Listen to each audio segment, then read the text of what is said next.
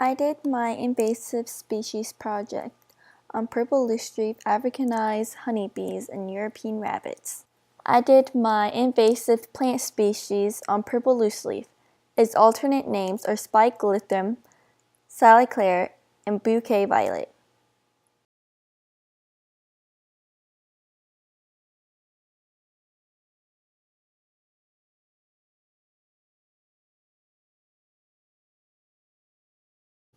This plant species is native to Europe, Asia, and northern Africa.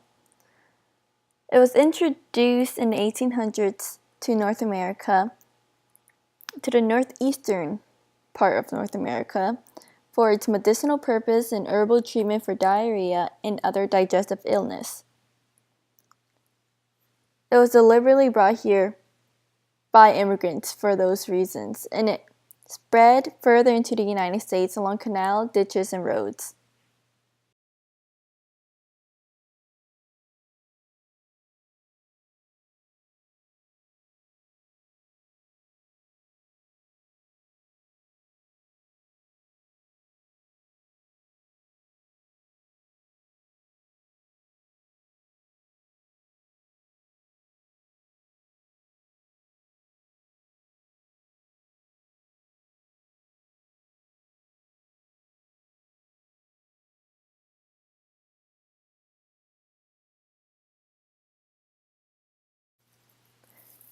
This plant species has many impacts on the environment.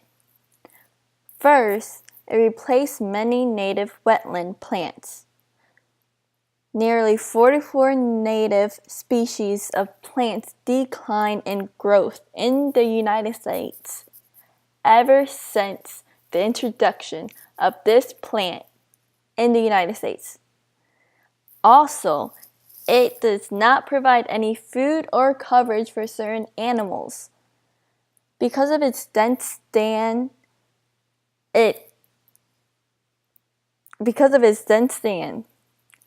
animals such like ducks, black terns, and marsh wrens loses coverage, food, and site for nesting.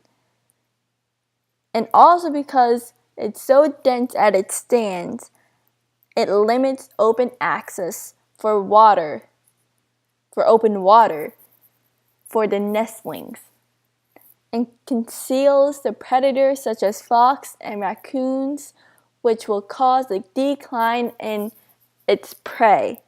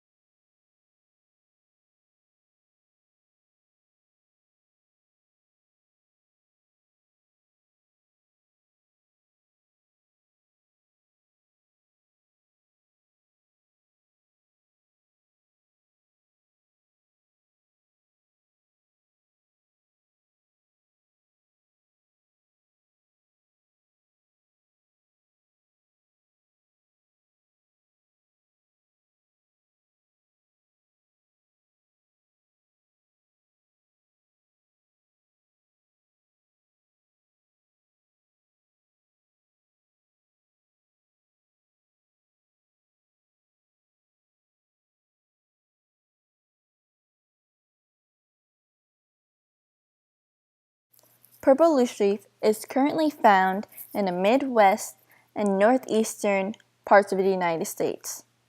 In Minnesota, it infests about 8,600 acres. No, 8,100 acres.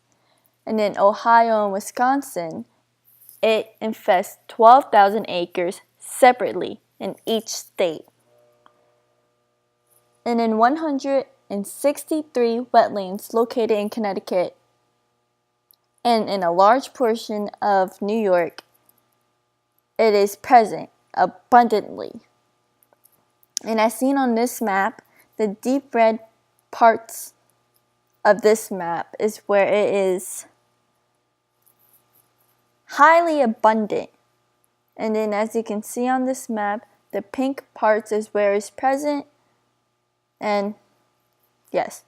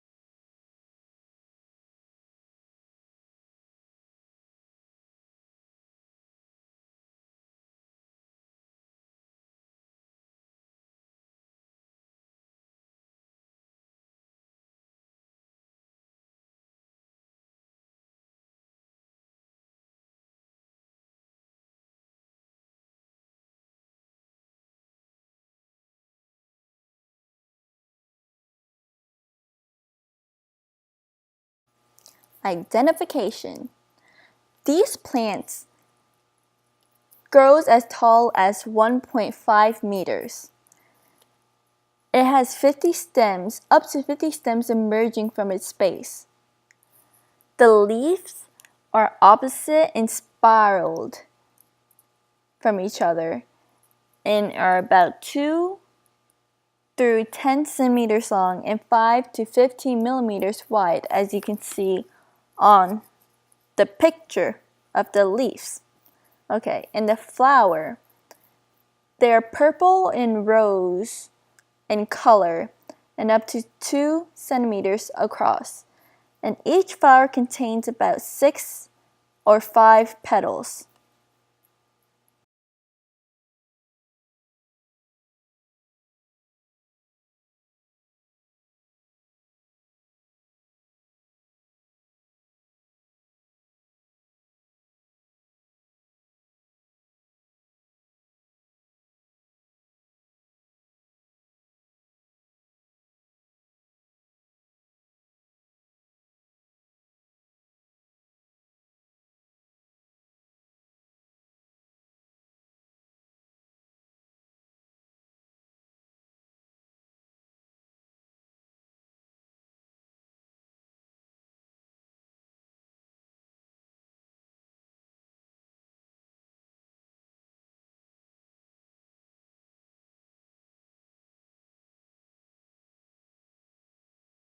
There are many measures in keeping this invasive species under control. One of them is uprooting the plant.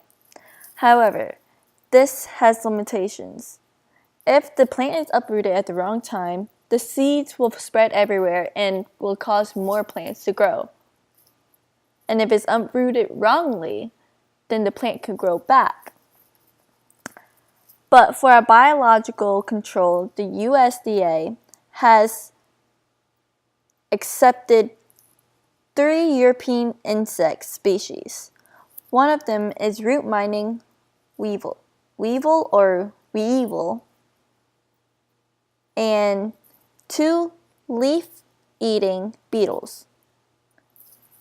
A chemical control that the USDA has approved of is herbicide glyphosate. And with this herbicide, 2 techniques are used, such as cut stump and foliar treatment.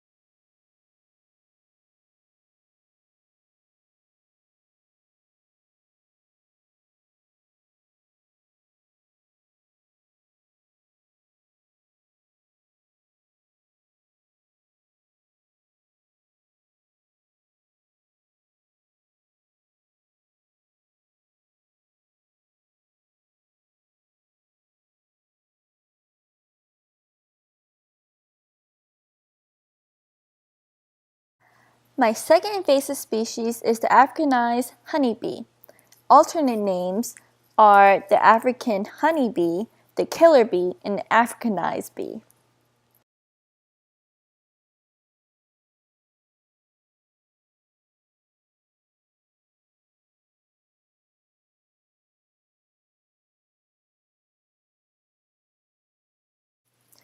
The Africanized honeybee was first native to Africa, which is pretty obvious stating its name. The Africanized honeybee was first introduced to the Americas, not just United States, but the Americas, as in South America and Central America, in the 1950s by this Brazilian doctor named Warwick Kerr, because he did not like the performance of the European bees. Well, anyways, because South America and North America are connected, the bees happened to move upwards into the United States.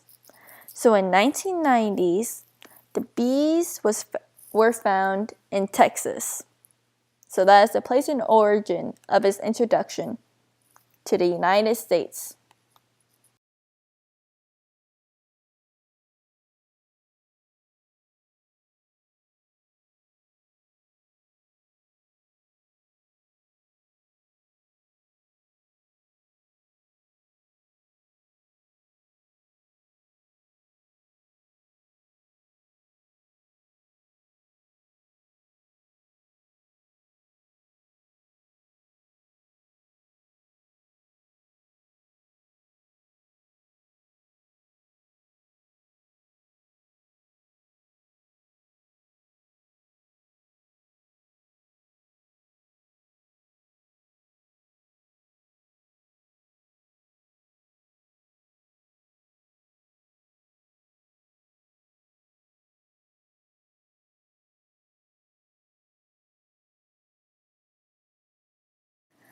The Africanized honeybee has many impacts on the environment. Firstly, it's a threat to humans. It attacks any intruder in greater numbers than its European cousins, the European honeybee. And since its arrival in the Americas and Brazil in 1950s, it's killed nearly 1,000 people. It also chases its victims almost a quarter of a mile, which is too long of a mile. Okay, anyways, it also affects the honey industry and pollination. Firstly, it is aggressive. So if the honey keepers or the beekeepers have to deal with these insects, they would rather deal with more of a less aggressive insect such as the European honeybees. So because of their aggravating, the beekeepers don't want to deal with them. Plus, they always abandon their nests and they're most likely not to survive the winter anyways.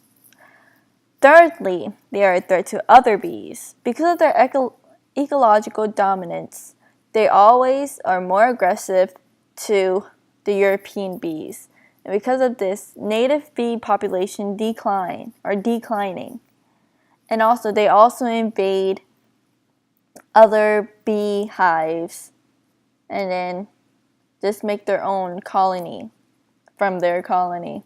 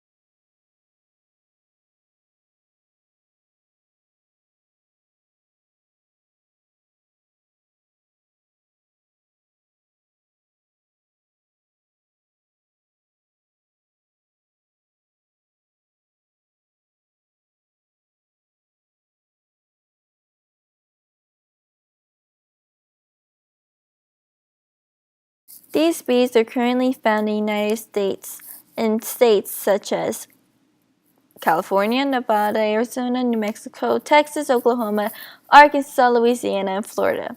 As you can see in this map, it's largely in the southern parts of the United States because the southern part is connected to South America, where they were first introduced.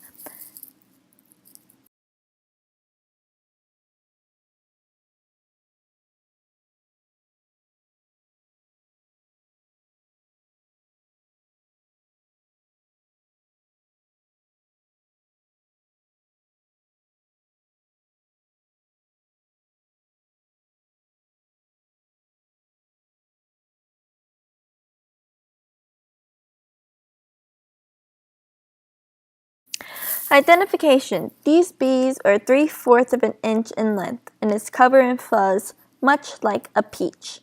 But not really, but kinda like a peach. The color is brownish and orange, and it's black with stripes, like regular bees are. They have 4 clear wings connected to its thorax. In this picture at the bottom here, it doesn't look like, well, any of these pictures, it doesn't look like it has 4 clear wings, but it does. If you look closely and examine it and just look at it, there are 4 wings there. It has 6 legs connected to the thorax.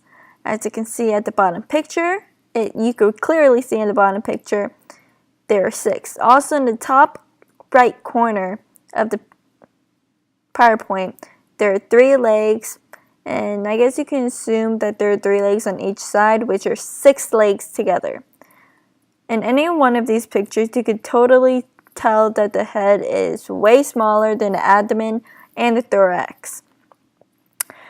The stinger is at the end of the abdomen, and these bees, if they sting you, they immediately die afterwards.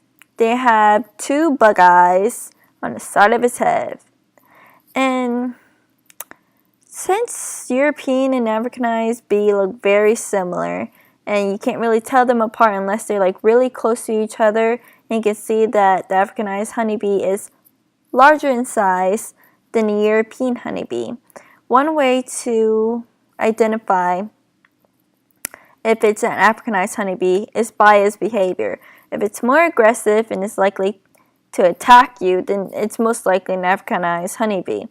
But if it's more calm, then it could be the Africanized honeybee cousin, the European honeybee.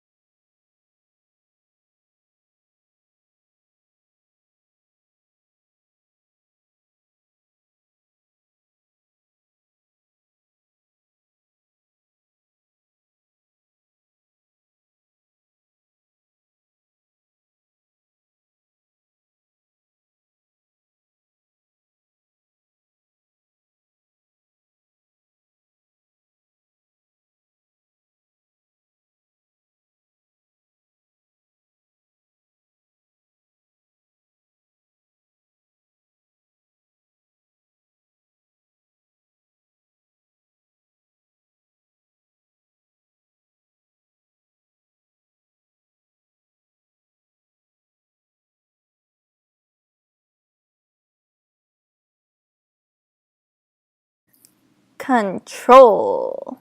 So beekeepers are trying to maintain a large number of common European honeybees, such as requeening the European honeybee colony. Because the Africanized honeybee usually invades other honeybees colonies, the beekeepers usually keep tabs and requeen colonies if possible. Also, because of the threats to humans, there's an increase in public awareness of not to bother these bees or to call an exterminator for bees or specialization person for bees so nobody could get attacked or injured when they come across these bees. These beekeepers handle the bees with smoke and protective gear. The smoke kind of tames the bees, and the protective gear protects the person. They're dealing with these aggravating bees. Africanized bees.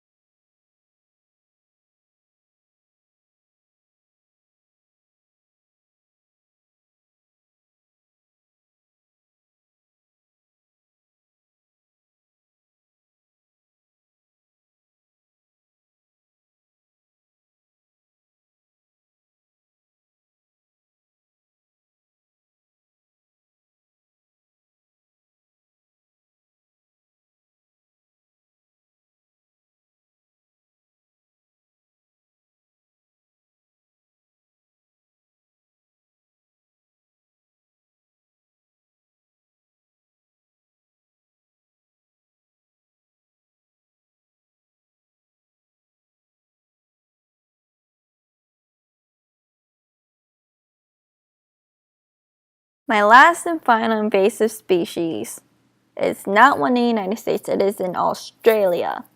This species is a European rabbit. Its alternate names are feral European rabbits and the common rabbit.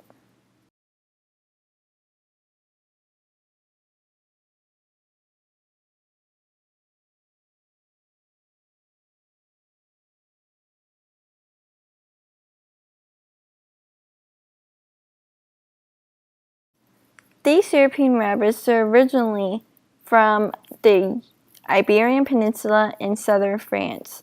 The date and place of introductions to Australia is 1788, but these were the domestic rabbits, and they first arrived on the first fleet. But the wild rabbits were introduced later into Canning River, Campunta, Geelong, and Solhaven, and Whiddy Island.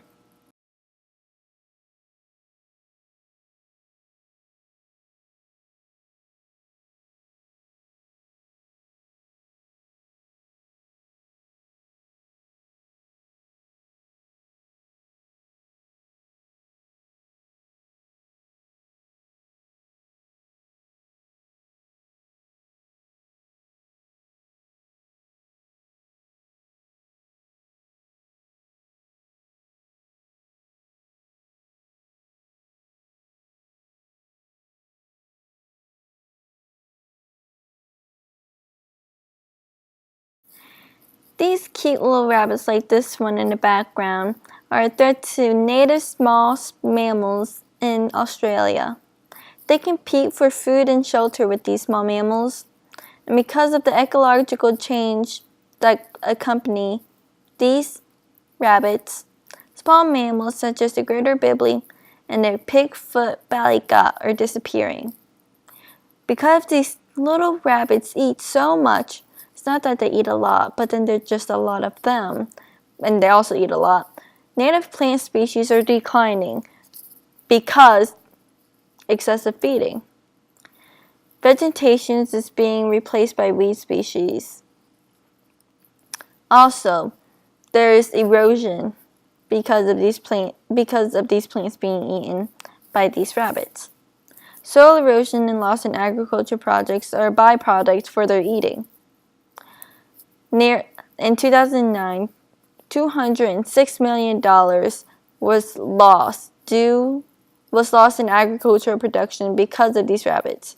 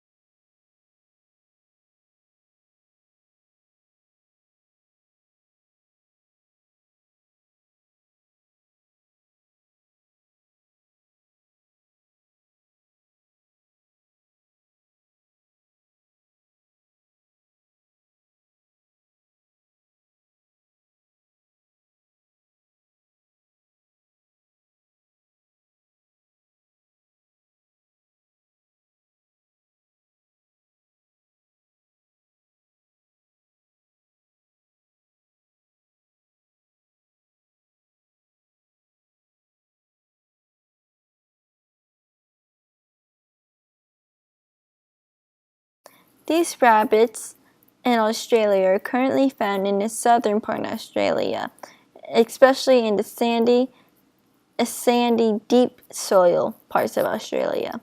This is only in Australia I'm talking about, not in Europe, because they're also found in Europe and also other places, but I'm talking about Australia. As seen on this map, you can see that in the warm colors, they're present in these small mammals. But in the cooler colors, such as the blue part, in the northern part of Australia, there is a lack in this species.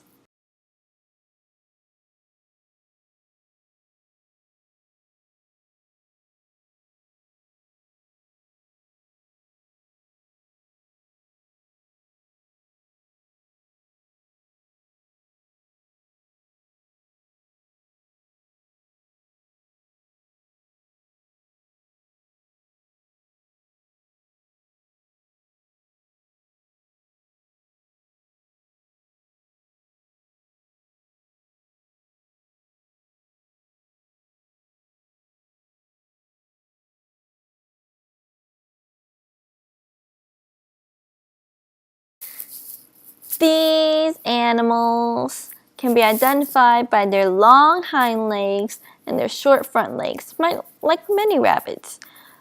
But their ears are not pointed, but they're straight up and they're very long.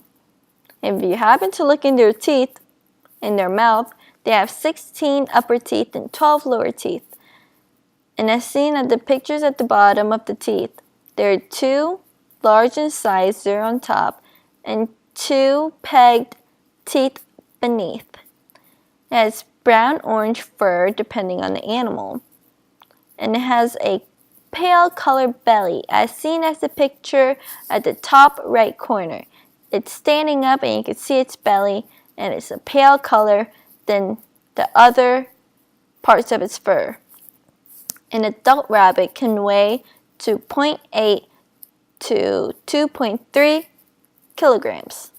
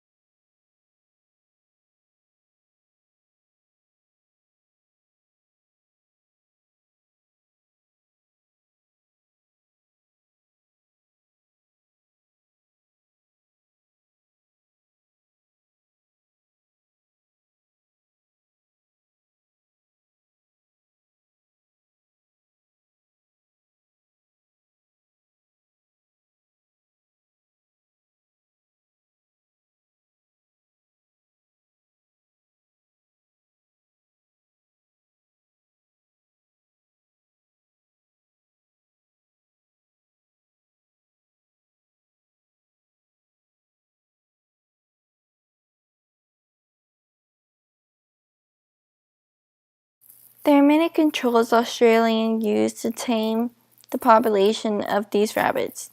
Firstly, they use a lot of biological control. They use myxoma virus, which killed 90% of the rabbits in the 1950s. But now, since the rabbits became accustomed to this virus, it maintains the population to an average of 5% of the former population size in wet areas and 25% in dry areas. The second disease is more effective in wet areas. Secondly, they use sodium fluorescate, which is a poison that produces high mortality rates of the rabbits, nearly 90%. Chloroquine, and carbon monoxide are used as fumigations to kill the rabbits in its little holes, rabbit holes.